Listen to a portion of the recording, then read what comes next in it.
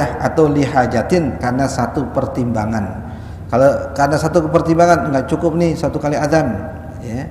Kalau di zaman Sayyidina Utsman alasannya orang mulai banyak, apalagi zaman kita sekarang mungkin banyak lagi, ya.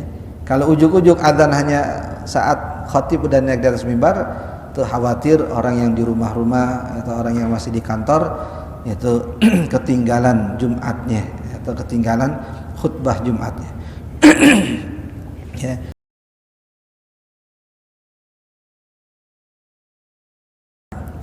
Nah, wantaha ila darajatil lati tusamma bil mustarah, hingga dia sampai pada tingkatan yang disebut dengan mustarah, di mana di tempat itu dia duduk, ya, sebagai pembeda antara khutbah pertama dengan khutbah kedua. Jadi naik, kemudian sampai di tempat yang disebut mustarah, berhenti, kemudian duduk. Nah, Nabi SAW itu mimbarnya ada 3 undakan. Ada 3 undakan, 1, kemudian 2, kemudian 3. Nah, kalau Nabi SAW sudah sampai pada undakan yang ketiga, disitulah beliau berdiri khutbah, gitu ya. Nah, di zaman Sayyidina Abu Bakar radhiyallahu taala anhu arda, beliau enggak naik sampai undakan yang tertinggi. Ya. Tahu diri itu undakannya Nabi, ana di bawahnya aja dah. Boleh enggak mahamin begini? Ya boleh. Kalau ikut sunnah, ya di undakan yang tertinggi. Nabi undakan yang ketiga, ya ketiga, ikutin sunnah. Tapi ini bicara adab. Adab lebih dahulukan daripada ilmu, daripada sunnah, ya. Nah, Sayyidina Umar undakan bawahannya lagi. Enggak enak sama Abu Bakar, ya. Menghormatin Abu Bakar. Nah, tapi kalau kesininya semua ngikutin, lesehan di bawah gitu. Khutbah lesehan, apa malu, nah, akhirnya dibalikin lagi kepada yang asal, ya. Nah, dibalikan lagi pada asal. Maka ada hadis tentang doa Ramadan, salah satunya itu Nabi naik satu undakan, amin, undakan lagi, amin, undakan yang ketiga, amin. Sahabat dengar aminnya doang, nggak tahu tuh asbabnya kenapa Nabi sebut amin. Nah, setelah selesai khutbah, sahabat bertanya, ya Rasulullah, kami dengar naik ke satu undakan, amin, sampai ketiga, amin. Kata Nabi SAW, Jibril alaihi salam di undakan pertama mengatakan, ya Muhammad, Muhammad, man adraka min ummatika abawaihi aw ahadahuma falam yudkhilhul jannah ab'adahullah. Kalau ada umatmu mendapati kedua orang tuanya hidup atau salah satu dari keduanya, tapi enggak bisa nyebabin dia masuk surga, Allah jauhkan dari rahmatnya. Yang kayak begitu tuh jauh dari rahmat. Kata Jibril, qul amin, Muhammad, ucapin amin. Maka aku katakan amin. Itu yang sahabat dengar. Adapun dialog dengan Jibril, sahabat enggak dengar. Itu di mimbar tadi. Nah, keundakan yang kedua, kata Jibril alaihi salam, nah, man adraka min ummatika Ramadan, ya, falam yughfar lahu ab'adahullah. Siapa di antara umat yang Allah anugerahkan kesempatan mendapati bulan Ramadan, Ramadan berakhir enggak dapat ampunan, jauh dari rahmat Allah. Bilang amin, amin. Ya. Yang doa Jibril, yang aminin Rasulullah. Ya, eman-eman, ya. Empot-empotan, bukan eman-eman. Ya. Kemudian yang ketiga, kata Jibril alaihissalam, man dzukirta indahu falam yusalli alaika ab'adahullah. Siapa orang yang namamu disebut tidak berselawat kepadamu, jauh dari rahmat Allah. Bilang amin, amin. Nah, tuh ada 3 kali Nabi doa amin. Ini orang doa enggak mau amin, sombong banget. Orang doa enggak mau amin, dia mau doa sendiri. Kadang-kadang kita udah selesai, dia masih begini, pengen nunjukin dia doa sendiri, bukan doa ngikut. Kalau mau ngikut sama ente mah, ente bacaan apa ente kagak ngerti apa-apa, ada begitu. Nah, ini ciri tampil beda. Orang gimana dulu kita kalau sholat Jumat di sini wiridan, sono baca Quran. Emang habis sholat baca Quran, bukan tempatnya baca Quran. Habis sholat zikir yang diajarin Nabi, ada istighfar, ada ayat kursi, ada ini. Assalamualaikum, mojok baca Quran kenceng-kenceng lagi. Bismillah, mau ngasih tahu dibaca Quran, mau ngasih tahu beda. Justru ngasih tahu ente bodoh. Ente nggak tahu sunnah. Nah, menganggap yang zikir bareng-bareng bid'ah. Dia ngaji sunnah, paling sunnah. Nah, topengnya jadi kebuka. Taib. Ini bahagian dari apa yang pernah terjadi dengan Nabi SAW. Kalau udah sampai yang mustarah tadi, ya udah di situ berhenti, kemudian duduk. Ya. Itu kalau lihat kepada sunnah. Ya. Ada juga di sebagian masjid mimbarnya tinggi kayak di At-Taqwa gitu ya, tinggi banget. Itu mah kagak kehitung itu. Ini undakannya berapa itu? 1, 2, 3. Ya, masa yang tua tuh ngos-ngosan juga sampai atas. Sampai atas bukan assalamualaikum, innalillahi wa inna ilaihi raji'un. Nah, itu masya Allah di Malaysia, muter ke atas, undang itu tongkatnya segede paha kita. Ya, kalau enggak kita kata setinggi paha, terus panjangnya bukan seukuran kita, tinggi lagi. Bawahnya udah kayak bawa apa naik ke atas. Allah, bayangin aja. Kagak salah nih, apa nih belum diraut apa gimana? Gede. Ya Allah, megangnya susah banget. Ada di Kedah, saat di masjid baru pertama kali dipakai buat Jumatan, masjid gede, Masjid Raya Kedah. Antumnya khotib yang pertama nih kata-kata. Iya, cuman khotib pertama ini gede banget. Dan kita bawa ada dari belakang itu naik ke atas. Allahu Akbar. Nah, ini yang wajar, diajarkan itu bahagian daripada sunnah. Ya. Nah. Qala wa yusallimu alaihim thumma yajlis. Setelah berdiri ya, di atas tempat tadi itu, kemudian memberi salam kepada jamaah, assalamualaikum warahmatullahi, kemudian duduk. Ya. Nah, fayu'adzin wahidun, kemudian satu orang berdiri untuk azan lil ittiba, karena ngikutin kepada sunnah. Ya. Yang di zaman Sayyidina Utsman radhiyallahu ta'ala anhu, maka dibuatlah azan yang kedua. Ya. Azan yang kedua ini justru dilakukan pertama kali. Azan yang pertama azan maksudnya yang di zaman Nabi SAW itu hanya dilakukan saat khotib udah naik mimbar. Itu satu-satunya azan. Nah, sedangkan di zaman Sayyidina Utsman ditambahin satu, tapi nambahinnya bukan sesudah itu, justru di awal. Jadi karena banyak orang di pasar, masih sibuk di pasar, takut mereka lupa ini hari Jumat. Kalau azan, ngandelin azan yang khotib udah di atas mimbar, bisa terlambat mereka, belum pulang dulu, belum mandi dulu, belum apa dulu, ya kan? Maka beliau inisiatif, bahasa kita ijtihad, untuk membuat azan yang kedua. Nah, azan yang kedua itu di pintu masjid. Ya. Bukan di depan mimbar, di pintu masjid. Kalau zaman itu kebutuhannya begitu, supaya orang yang di luar tahu bahwa waktu Jumat sudah mau masuk, ya. Sehingga mereka bersiap-siap. Ya. Jadi azan yang pertama begitu, untuk manggil orang atau untuk mengingatkan orang ya, tentang waktu Jumat. Ya. Ada yang bahkan azannya itu ya, di waktu duha, jadi bukan di waktu zuhur gitu ya. Karena tadi fungsinya untuk ngajak orang supaya cepat-cepat ke masjid ya. Jam 11 misalkan dia azan, Allahu Akbar. Orang tahu itu hari Jumat, bukan berarti waktu Jumat udah masuk, cuma ngasih tahu. Karena media untuk ngasih taunya ya cuma azan doang ya. Ngasih tahu ini hari Jumat, yang di pasar berhenti dah transaksi, pulang cepat-cepat ke masjid ya. Nah, itu di zaman Sayyidina Utsman radhiyallahu anhu. Tidak ada sahabat yang protes. Tidak ada sahabat yang protes dengan keputusan Sayyidina Utsman. Padahal sekecil apapun ya, sunnah yang dirubah ya, itu sahabat pasti protes. Berarti zaman Sayyidina Utsman jadi khalifah ya, beliau memutuskan bahwa haji hanya satu jenis saja, satu macam. Haji ada tamattu, ada ifrat, ada qiran. Beliau putusin satu jenis saja, haji yang beliau anggap sebagai hajinya Rasulullah SAW. Yang lain nggak usah. Nah, Sayyidina Ali radhiyallahu anhu nantang, ya, apakah engkau melarang apa yang dibolehkan oleh Rasulullah? Nah, kata Sayyidina Utsman, ente demen banget beda sama aneh, gitu kan? Aneh kan khalifahnya, bahasa kita begitu. Ya.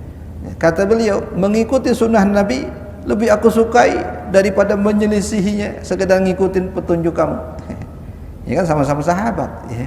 Sama-sama levelnya sama-sama tinggi. Ya. Jadi daripada suruh ngikutin kamu tapi melanggar sunnah Nabi, mendingan ikutin sunnah Nabi. Udah selesai. Jawaban jelas, jawaban orang ilmu. Walaupun tadi pemimpin punya otoritas untuk untuk memutuskan sesuatu berdasarkan kepentingan atau kemaslahatan. Sehingga ada kaidah usul mengatakan hukmul hakim yarfa'ul khilaf.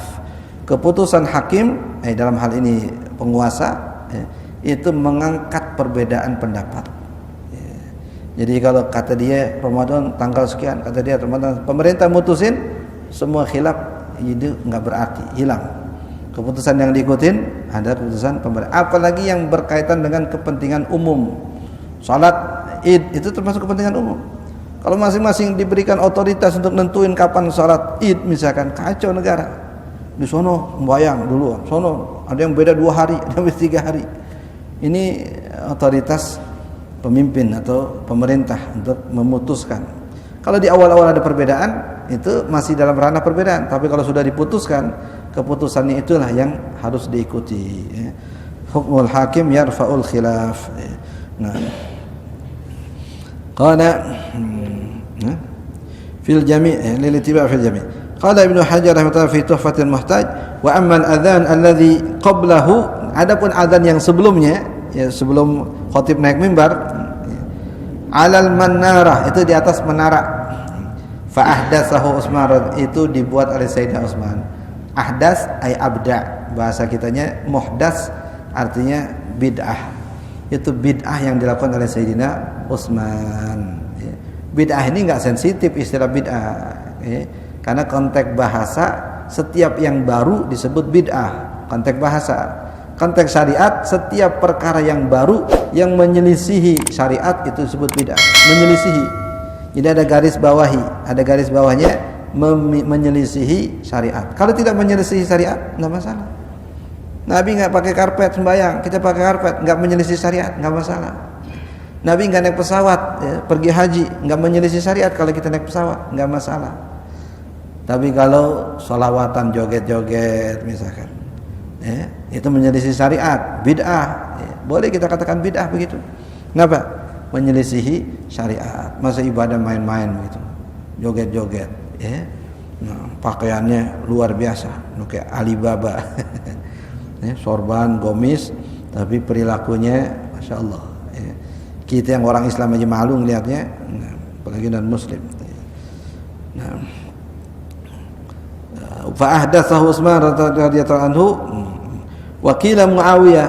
Ada pendapat yang kedua mengatakan yang pertama kali menciptakan 2 kali azan itu Sayyidina Muawiyah. Pendapat yang kedua. Pendapat yang terkuat itu zaman Sayyidina Utsman. Lamma kasuran nas, ketika orang sudah mulai membludak, mulai banyak. Nah, wa min samma kana al-iktisar 'ala al-ittiba' afdal illa li hajatin. Maka menurut pengarang kitab ini, al-iqtisar 'alal ittiba', mencukupkan dengan apa yang Nabi contohkan itu lebih afdal. Illa li hajatin, kecuali karena satu hajat atau karena satu pertimbangan. Ya, pertimbangan macam-macam. Ketika tidak ada ketentuan baku bahwa harus hanya satu azan, ya itu berarti kita ngikut Sayyidina Utsman radhiyallahu anhu. Nah, dan Sayyidina Utsman itu termasuk apa yang Nabi katakan, alaikum bisunnati wa sunnatil khulafa'ir rasyidin al-mahdiyyin min ba'di addu 'alaiha bin nawajis. Hendaklah kalian berpegang teguh dengan sunnahku dan sunnah khulafa' rasyidin sepeninggalku. Jadi pakai waw ataf, pakai ataf tuh, waw dan. Karena ada indikasi terjadi perbedaan antara di zaman Nabi dengan di zaman sesudah Nabi. Kalau yang tidak ada atafnya, ngikut atiullah wa atiur rasul wa ulil amri minkum. Itu di situ tidak ada perintah tambahan atiu, tapi langsung wa ulil amri, itu mengesankan bahwa taat kepada ulil amri itu ngikut kepada ketaatan kepada Rasulullah. Kalau sesuai dengan sunnah Nabi kita ikutin, kalau enggak kita ikutin. Seperti yang dipahami oleh Sayyidina Ali tadi dalam kasus haji. Nah, di sini ada ke lapangan gitu, ke lapangan ya, lil hajah atau li hajatin, karena satu pertimbangan. Kalau karena satu pertimbangan nggak cukup nih satu kali azan ya. Kalau di zaman Sayyidina Utsman alasannya orang mulai banyak, apalagi zaman kita sekarang mungkin banyak lagi ya. Kalau ujuk-ujuk azan hanya saat khatib dan naik di atas mimbar, tuh khawatir orang yang di rumah-rumah atau orang yang masih di kantor itu ketinggalan Jumatnya atau ketinggalan khutbah Jumatnya. Ya. Apa di antara contoh hajah? Ka'an tawaqqafa huduruhum ala ma bil manara, seperti tergantungnya kehadiran jamaah dengan azan yang ada di atas menara. Jadi kalau kagak ada azan di atas menara, artinya dengan pakai speaker, orang nggak datang Jumatan. Ya. Kalau ujuk-ujuk cuma yang udah khatib di atas mimbar, orang kagak pada datang. Ya. Nah, karena biasanya memang orang datang itu saat azan pertama dikumandangkan, maka boleh untuk alasan itu ada dua azan. Azan yang pertama tadi manggil, mengingetin, itu aja ya, orang masih lelet-lelet, baru azan pertama. Padahal justru azan pertama buat ngingetin. Ya. Tapi alasan baru azan pertama. Ya. Imam khatib baru naik mimbar. Ntar udah selesai. Allahu Akbar. Qala tanbih kalamuhum hadza wa ghairuhu sarihun fi anna ittihad marakin lil khatib yaqra'ul ayah wal khabar al masyhuraini bid'atun wa huwa kadzalik. Ini banyak bid'ahnya ini kalau mau ikut murni dengan apa yang ada di zaman Nabi SAW atau apa yang dilakukan di zaman Nabi SAW. Contoh di sini. Nah, kalamuhum hadza wa ghairuhu, pernyataan mereka ini sarihun, tegas, fi anna ittikhadha marakin lil khatib, bahwa membuat tingkatan-tingkatan untuk khutbah yang tinggi ya. Jadi bukan kayak yang seperti di Masjidil Haram, itu bid'ah itu. Kalau ngikutin apa yang di zaman Nabi 3 undakan doang. Kalau Imam Masjidil Haram lihat enggak khutbah Jumatnya? Naik ke atas tinggi. Nah, itu bisa didorong-dorong tuh di depan Ka'bah. Didorong. Kalau ada perluan dikeluarin buat Jumatan, buat salat Id ya. Itu tinggi itu. Kata beliau kalau ngikutin standar ini bid'ah. Karena Nabi cuma 3 undakannya. Nah, tapi tadi karena keperluan di zaman Nabi itu sekedar yang hadir di masjid. Tapi zaman sekarang itu yang orang lagi sa'i itu sampai ke situ salat berjamaah. Walaupun sa'i itu di luar kawasan Masjidil Haram. Jadi kalau kita lagi sa'i ya, itu nggak dapat niat i'tikaf di Masjidil Haram. Kalau sholatnya di situ nggak dapat pahala 100.000 kali lipat. Nah, kalau hati-hati kalau kita umrah, haji, ya, giliran waktu sholat usahain ngerapet ya, ke kawasan haram ya, atau Baitul Ka'bah ya, ke kawasan tawaf ya. Jangan sampai di tempat sa'i. Walaupun jamaah sampai situ. Kenapa? Ya tadi sayang nggak dapat pahala 100.000 kali lipat. Ya. Yang dapat 100.000 kali lipat kalau salatnya di Masjidil Haram. Sedangkan tempat sa'i itu di luar area Masjidil Haram. Dulu apalagi dulu sini Ka'bah nih, di sono tuh. Cuma karena perluasannya aja. Jadi tinggal loncat doang, nggak dekat. Ya. Maka dari atas bukit Safa itu kelihatan itu kita niat untuk sa'i Bismillahirrahmanirrahim istilam itu bisa kelihatan Ka'bahnya tuh. Ya, nah, kalau dulu jauh gitu ya, ini masalah lokasi bukan masalah kelihatan ya, lokasinya jauh. Nah, itu di luar kawasan Masjidil Haram. Nah, itu yang disepakati oleh ulama. Sehingga misalkan kalau orang nazar salat di Masjidil Haram, sedangkan dia salatnya di situ, itu belum gugur nazarnya. Atau tadi niat i'tikaf di Masjidil Haram itu nggak dapat niat i'tikafnya karena di luar kawasan haram. Atau tadi salat apapun itu nggak dapat 100.000 kali lipat ya, karena tidak masuk ke dalam kawasan Masjidil Haram. Ini pendapat yang disampaikan ulama. Nah, ini disebut dengan marakin ya, tempat naik mimbar yang tinggi itu. Yaqra'ul ayata, membaca ayat wal khabar al masyhur wal khabar al masyhurain, dan khabar yang masyhur. Maksudnya di sini ayat yang populer lah. Jadi sebelum khatib naik mimbar, kadang nggak tahu nih, kadang sebelum salawat ya, innallaha malaikatahu, itu naik dulu dibaca ayat ya. Nama-nama ayat misalkan idza nudiya lis-salati min yaumil jumu'ah fas'au ila dzikrillah, atau baca hadis ya. Idza sa'idal khatibu 'alal mimbar, ya, kalau khatib naik ke atas mimbar kemudian kamu berkata kepada saudaramu ansit, ya, faqad lagha, sungguh ia telah melakukan lagha, wa man lagha fala jum'atalah, orang yang melakukan lagha tidak dapat salat Jumat. Yang main-main dianggap main-main itu. Jadi membaca hadis itu atau ayat ya, bid'atun, perkara bid'ah. Karena memang enggak ada dulu tambahan-tambahan begitu. Ini kreativitas kreativitas kita. Wa huwa bid'atun wa huwa kadzalik. Apalagi sudah turun temurun dilakukan di kampung kita misalkan, merubahnya susah. Pelan-pelan. Merubahnya susah. Kadang-kadang yang jelas hadisnya maksur daripada Nabi SAW dengan yang tidak ada hadisnya, tapi yang ada hadisnya nggak populer atau nggak diamalin dulu. Sedangkan yang kagak ada hadisnya mungkin ulama gitu ya, justru populer dikerjain. Akhirnya dianggap yang populer tadi walaupun bukan dari Nabi seperti sunnah. Sedangkan yang tidak populer, yang walaupun dari Nabi karena tidak diamalkan, tidak dipopulerkan, akhirnya seperti bukan sunnah, seperti bukan sunnah. Ini ngurubahnya ya, susah gitu ya. Maka dari kalangan terbatas dulu, kalangan terbatas ya, kita ngasih contoh begini yang sunnah ya, ya, kemudian yang ngikutin alhamdulillah ya, yang nggak ngikutin dengan pertimbangan tertentu ya nggak jadi masalah. Yang penting kita menghidupkan yang sudah dimatikan ya. Qala li'annahu, kenapa kok naik untuk baca ayat atau untuk baca hadis yang sumpah itu? Li'annahu hadatsa ba'da sadril awal. Itu terjadi setelah periode pertama. Jadi masa sahabat udah habis, itu enggak pernah ada yang begitu. Nah, sesudah masa mereka habis baru muncul.